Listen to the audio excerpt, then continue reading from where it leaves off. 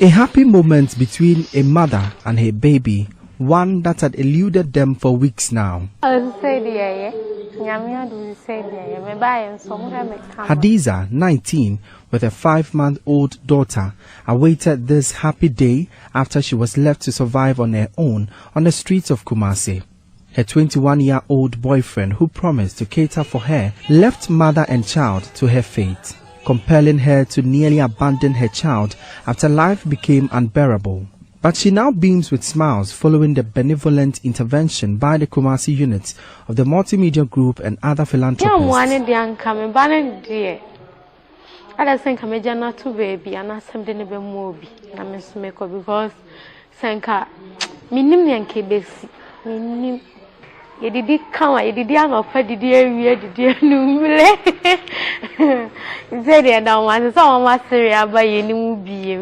Hadiza is now temporarily housed at the St. Vincent de Paul Vocational Institute together with other rescued street girls. It's estimated that over 20,000 children between the ages of 5 and 18 years roam the streets of Kumasi without care and parental guidance, shelter, and other basic life necessities. Many of these children, especially girls, have no access to education nor vocational training, forcing them to grow up in poverty and constitute societal nuisance. The situation is feeding into the Ashanti region's disturbing statistics for teenage pregnancies. Sister Olivia Umo is Director of Safe Child Advocacy, an NGO set up by the Catholic Diocese of Kumasi to eradicate streetism. We are undergoing counseling to help her come to terms with her situation and begin to build a future. She has to realize that there is power within her and that she can break out of this poverty into a great woman. Established in 2013, Safe Child Advocacy has been a safe haven for children and young people living in abject poverty. The facility provides livelihood support and skills training for survivors of streetism. We support them until they can really stand economically. We help them learn skills. As you can see today, we are graduating 10 girls who have learned dressmaking, hairdressing, and catering.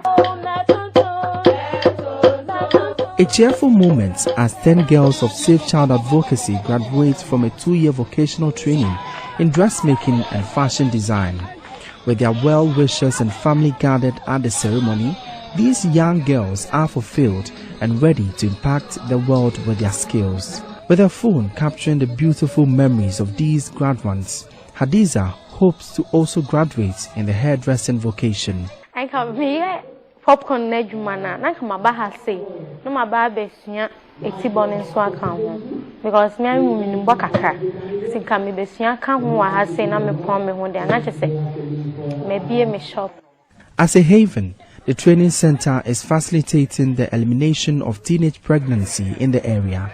Kenneth Owusu-Bediako is assembly member for Apiedu. Been a teacher within the community for some time. At a point, you could realize that teenage pregnancy was at the ascendancy. But since the inception of this training center, they've given a purposeful lifestyle to most of the ladies. To help achieve its aim, Ofoikrum parliamentary aspirant Mike Edu is assuring financial assistance to facilitate activities at the center to give hope to many of these young girls. It falls within my vision, and like I said, I'm going to support them with some items so that they can bring in more students, and then whatever we also need to do to support the program here, we also do to support. For Hadiza and many ambitious street girls, a vocational training and financial support would sweep them off the streets. Anita Sewajuga and Emmanuel Bright Kweku's report for Joy News.